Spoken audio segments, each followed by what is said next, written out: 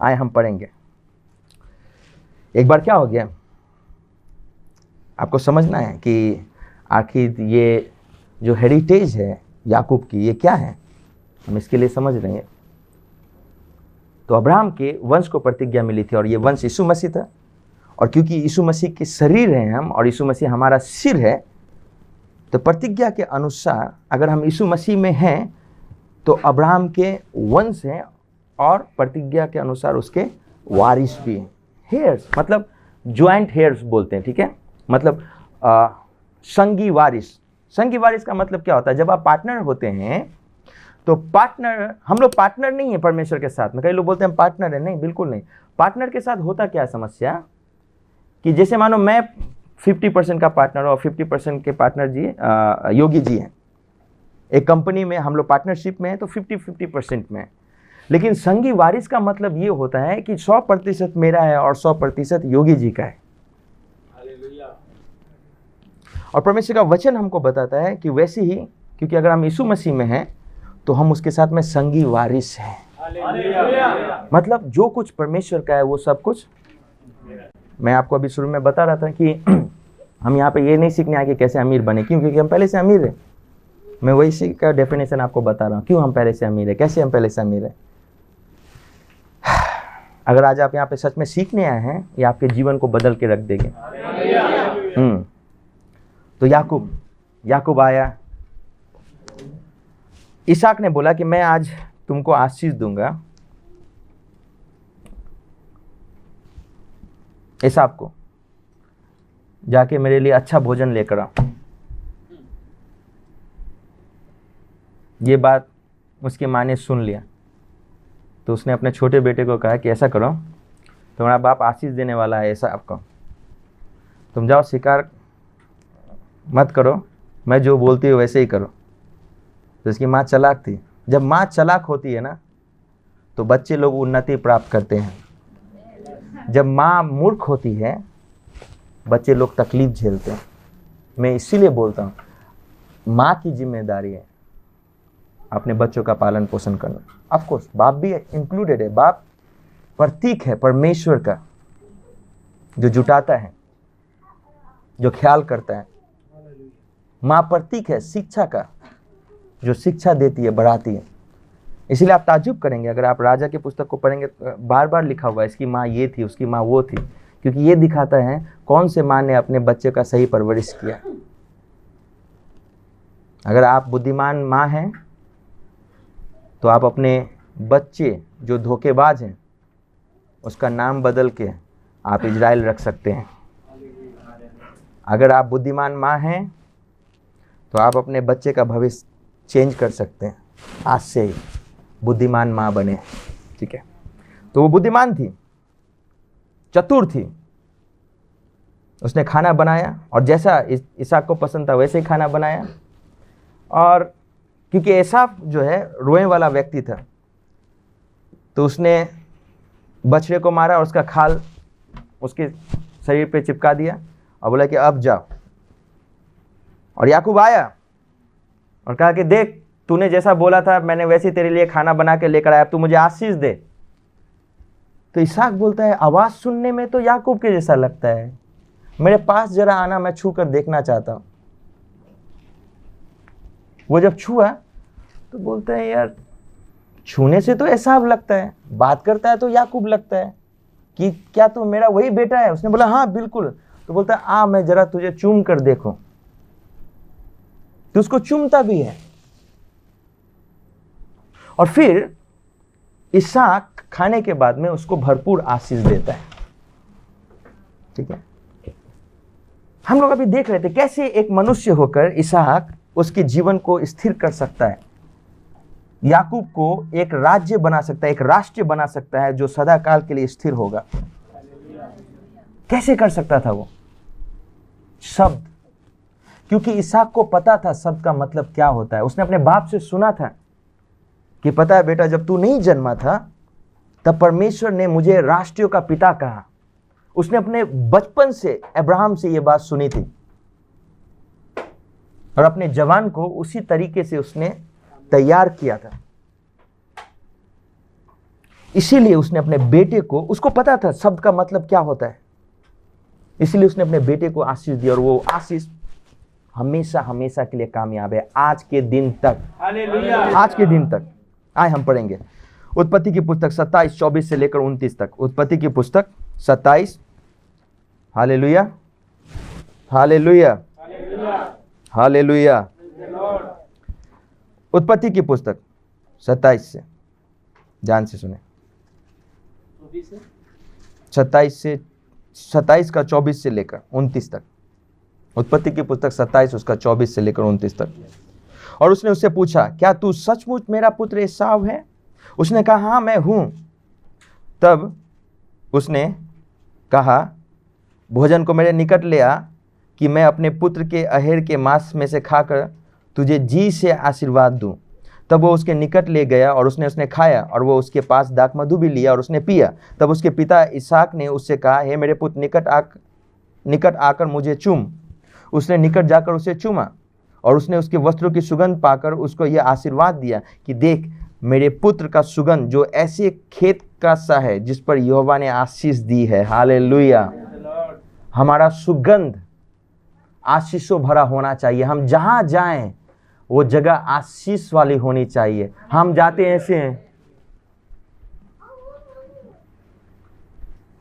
मरे हुए, रविवार हम आते ऐसे हैं जिसने पता नहीं कई लोगों ने सोटे लगाकर उनको चर्च में लाया होगा।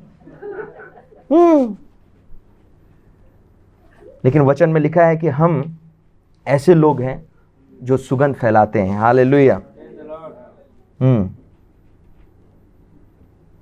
और उसने उसके वस्त्र का सुगंध पाकर उसको आशीर्वाद दी। सो परमेश्वर, 28 लिखा, सो परमेश्वर तुझे आकाश से ओस और भूमि की उत्तम से उत्तम उपज और बहुत सा अनाज और नया दाखमधु दे। क्या वो उठाकर दाखमधु दे रहा है या अनाज दे रहा है? नहीं, वो बोल रहा है कि परमेश्वर तुम्हारे लिए ऐसा करे। राज्य राज्य के लोग तेरे अधीन हो और देश देश के लोग तुझे दंडवत करें। तू अपने भाइयों का स्वामी हो और तेरी माता के पुत्र तुझे दंडवत करें। जो तुझे श्राप दे सो आप ही श्रापित हो, और जो तुझे आशीर्वाद दे सो आशीष पाए। ये है याकूब का हेरिटेज, ये है उसके विरासत। इससे मायने नहीं रखता, ये मायने नहीं रखती है कि आपको क्या महसूस होता है। आप याकूब के विरासत से निकले हैं। ये बातें आपके लिए हैं। लिखो, यहां पे लिखा हुआ है, तू अपने भाइयों का स्वामी हो, लीडर हो तू उनके बीच में, और तेरे माता के पुत्र तुझे दंडवत करे। क्यों लिखा है यहाँ पे तेरे माता के पुत्र? क्योंकि हम अपने भाइयों के ऊपर राज्य नहीं कर सकते हैं। मसीह लोगों के बीच में मसीह के ऊपर राजा नहीं बन सकते। हमारे माता मतलब बाहर के लोग हमको दंडवत करेंगे। याद है व्यवस्था विवरण 28 में लिखा हुआ है कि जब लोग तुझे देखेंगे कि तू यहोवा का कहलाता है तो उससे डरेंगे। हालेलुया। यही होगा, क्योंकि आप, हालेलुया, क्योंकि आप बहुत आशीषित होंगे। तो इससे मायने नहीं रखती है कि आप कौन हैं, कहां से आए, क्या करते हैं। नहीं, आप की जो विरासत है वो याकूब की विरासत है। हालेलुया। याद रखना है आपको कि परमेश्वर के राज्य में भरपूरी की परिभाषा है। बोले, परमेश्वर के राज्य में भरपूरी की परिभाषा है। और ये परिभाषा ये है, लिखें, भरपूरी का मतलब क्या है आपके जीवन में। परमेश्वर के राज्य में भरपूरी की एक परिभाषा है। अब ये परिभाषा है क्या? और ये परिभाषा ये है, सुने, देखें, समझें।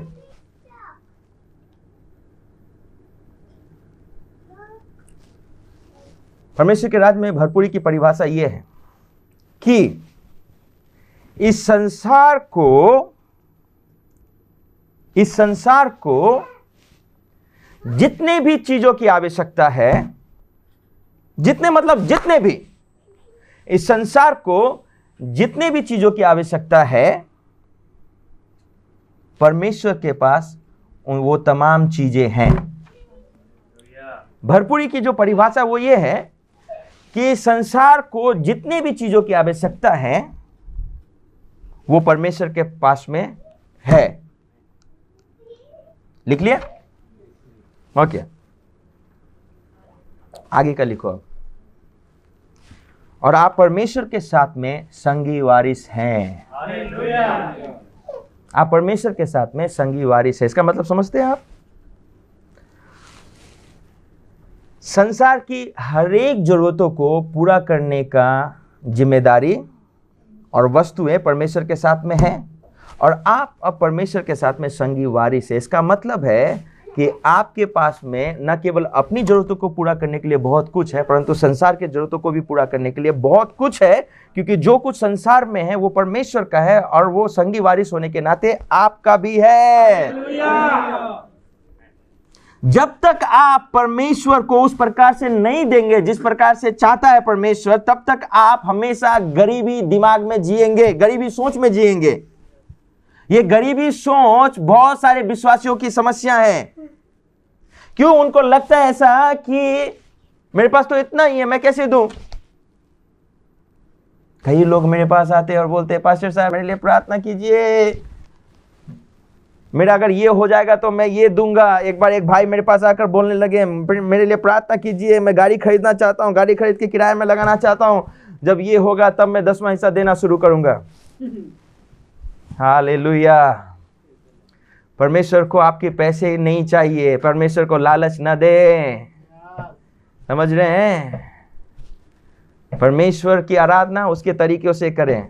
आपको परमेश्वर को बोलने की जरूरत नहीं है कि आप परमेश्वर आप पहले मेरे लिए ये कर दे उसके बाद मैं दूंगा। मत दो, मत दो, क्योंकि परमेश्वर को आपके ऐसे पैसों की जरूरत नहीं है। आप खुद खाओ, खुद खाओ, बोलो खुद खाओ।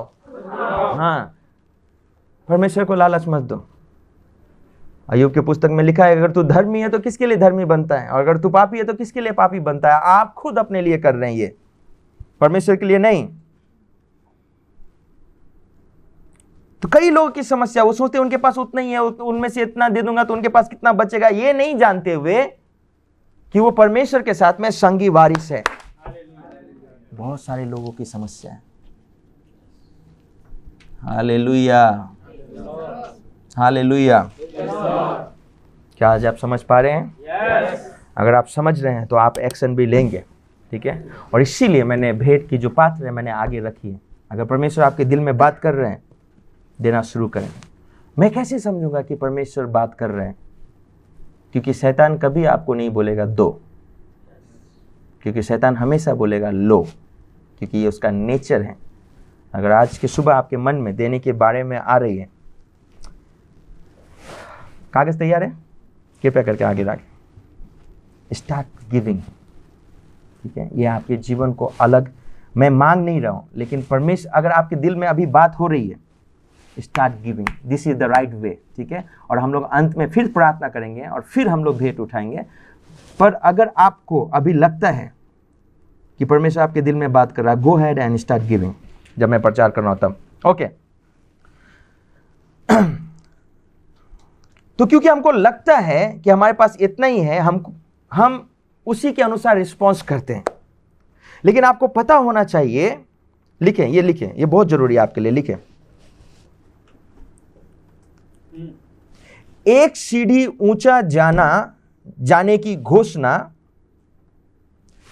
एक सीढ़ी ऊंचा जाने की घोषणा पूरी तरीके से निर्भर है आपके इस समझ पर कि आपके पास में सब कुछ है।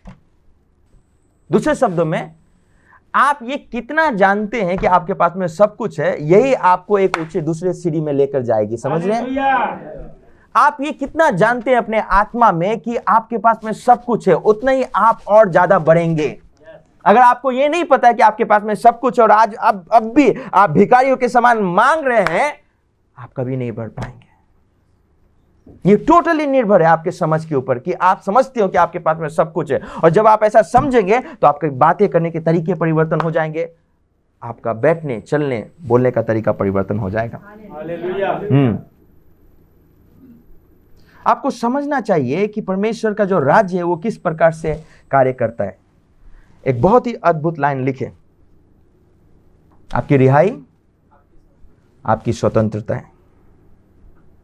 बोलो, मेरी रिहाई मेरी स्वतंत्रता है। मतलब क्या है इसका, कि आप कितना अपने हाथों से अपने पैसों को रिहाई देते हैं, कितना आप छूट दे रहे हैं, वही आपके जीवन में स्वतंत्रता लेकर आएगी। ये की है। आप देखो, लोग नहीं समझते हैं, और लोग इसीलिए नहीं समझते क्योंकि कई बार उन्होंने उधार नहीं पाया रहता, उनको लगता है ये पैसे मांग रहे हैं और ये हम जैसे लोगों के ऊपर बहुत सारा इल्जाम है कि हम लोग बहुत सारा पैसा मांगते हैं। ठीक है, क्योंकि हम पैसा मांगते हैं इसीलिए हम अच्छे गाड़ियों में चलते हैं, क्योंकि हम पैसा मांगते हैं इसीलिए हम अच्छे सूट पहनते हैं। नहीं, मेरे चर्च के प्रति मेरी जो कल्पना है, मेरी जो सोच है, वो ये है कि हर एक लोग खुद में संपन्न हो। ठीक है, न केवल अपने परिवार को देख रेख करने के लिए, परंतु जिम्मेदार व्यक्ति हो देश और विदेश में सुसमाचार फैलाने के लिए। ये है आपकी जिम्मेदारी। ठीक है, तो आप कितना पैसा रिलीज करते हैं ये बताता है कि आप कितना स्वतंत्र हैं। उदाहरण के तौर पे मानो कि यहाँ पे कितने लोग चाहते हैं कि आपके महीने की जो देखो यहाँ पे ऑलरेडी कुछ लोग हैं जो महीने में 1 लाख तक ले लेते, कमा लेते। ठीक है, तो मैं उदाहरण के तौर पे बोल रहा हूँ कि मानो यहाँ पे कितने लोग हैं कि 2 लाख कमाई चाहते हैं कि हर एक महीना उनके पास में 2 लाख आ जाए। वेरी गुड, सभी चाहते, कोई बुरा नहीं है ना। अब आपको प्रूव करना है कि आप कैसे 2 लाख को हैंडल करेंगे। एक बार एक भाई ने मेरे से पूछा, पास्टर इस महीने तो इस साल मेरा तनख्वाह बढ़ा ही नहीं। मेरा उससे सवाल था, क्यों परमेश्वर आपके तनख्वाह को बढ़ाएगा? क्या आपने ऐसा काम किया जो आपके परमेश्वर आपके तनख्वाह को बढ़ाएगा? आप कहां पर इतने जिम्मेदार हो गए कि आपको और पैसे की जरूरत है? क्यों परमेश्वर आपको 2 लाख देगा जब आप 1 लाख में जिम्मेदार नहीं हैं? तो आपको प्रूफ करना पड़ेगा कि आप सच में उस पैसे को हैंडल कर सकते हैं। और प्रूफ क्या है कि 2 लाख जब आपको मिले उससे पहले आप हर एक महीने 20,000 रुपए कम से कम, कितना? कम से कम 20,000 रुपए आप रिलीज कर रहे हैं परमेश्वर के राज्य के लिए। ये प्रूफ है। कम से कम मैं बोल रहा हूं, 10वां हिस्सा आप ये तो मैं 10वां हिस्सा बता रहा हूं आपको, और भेंट तो मैं इंक्लूड नहीं किया मैंने, लेकिन तब भी कम से कम आप 20,000 रुपए परमेश्वर के राज्य में देते हैं। यह बताता है कि आप कम से कम 2 लाख रुपए हैंडल करने के लायक है। आप सही जगह में अपने पैसे को लगाएंगे। आप यहीं पर हैं? कितने लोग आज यहां पे डरे हुए हैं? कितने लोग आनंदित हैं? हालेलुया। समझे इस बात को, ये परमेश्वर के विषय में नहीं है। परमेश्वर आपके चीजों में इतना इंटरेस्टेड नहीं है। परमेश्वर आपके पैसों में इतना इंटरेस्ट नहीं है। परमेश्वर आपके 20,000, 2 लाख, घर, गाड़ी में इंटरेस्ट नहीं है। ये आपके लिए है। समझ रहे हैं? ये आपके लिए है। देखो क्या लिखा हुआ मीका के पुस्तक में, मीका 6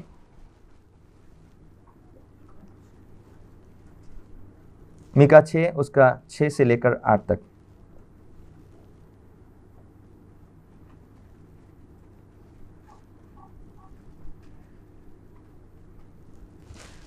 मीका 6 उसका 6 से लेकर 8 तक। मैं क्या लेकर, आगे मैं पढ़ूं, मीका 6 उसका 6 से लेकर 8 तक। मैं क्या लेकर यहोवा के सम्मुख आऊं और ऊपर रहने वाले परमेश्वर के सामने झुकूं? क्या मैं होम बलियों के लिए 1 वर्ष के बछड़े लेकर उसके सम्मुख आऊं? क्या यहोवा हजारों मेढ़ों से व तेल के लाखों नदियों से प्रसन्न होगा? क्या मैं अपने अपराध के प्रायश्चित में अपने पैलोठों को व अपने पाप के बदले अपने जन्माए हुए किसी को दूं? हे मनुष्य, वह तुझे बता चुका है कि क्या अच्छा है। यहोवा तुझसे इसे छोड़ और क्या चाहता है कि तू न्याय से काम करे और कृपा से प्रीति रखे और अपने परमेश्वर के साथ नम्रता से चले। ये आपके धन के विषय में नहीं है, आप कितना देते हैं उसके विषय में नहीं है, ये आपके दिल के विषय में है। कि आपने क्या पकड़ के रखा है। हालेलुया। दुख की बात है, हम में से बहुत सारे लोगों ने बहुत कुछ पकड़ के रखा है। हम कलीसिया में आते हुए सालों हो गए। हमने सीखा नहीं यहाँ पे 10वां हिस्सा कैसे देते हैं, भेंट कैसे देते हैं। हमारे कलीसिया में कुछ लोग बहुत विश्वासी हैं जो 10वां हिस्सा में बहुत फेथफुल हैं, और मुझे भरोसा है कि उनके जीवन में परमेश्वर अद्भुत काम कर रहा होगा, और उन्होंने खुद देखा है। आप गवाही होंगे अगर आप मुझे समझ पा रहे हैं, अगर आप ही वो है तो। मेरे कलीसिया में एक बहन है, पता नहीं एक बार मैंने सिखा भी नहीं रहा था, बस एक बात आई थी मुट्ठी दान के विषय में, और वो तब से लेकर आज तक मुट्ठी दान देती। मुट्ठी दान का मतलब क्या होता है? आप खाना बनाने जाते हैं, आप जितना खाना बना रहे हैं उसमें से आप मुट्ठी निकाल कर रखते हैं। अगर आप 10 मुट्ठी आटा गूंद रहे हैं तो उसमें से आप 1 मुट्ठी निकाल के रखते हैं। अगर आप 50 मुट्ठी आटा गूंद रहे हैं तो आप उसमें से 5 मुट्ठी निकाल के रखते हैं। तो वो बहन चीनी, तेल, चाय पत्ती, इवन साबुन से भी मुट्ठी दान निकाल के रखते थे, उस समय से लेकर अभी तक। और मैं निश्चय जानता हूं उनके जीवन में परमेश्वर ने बड़े बड़े काम किए हैं।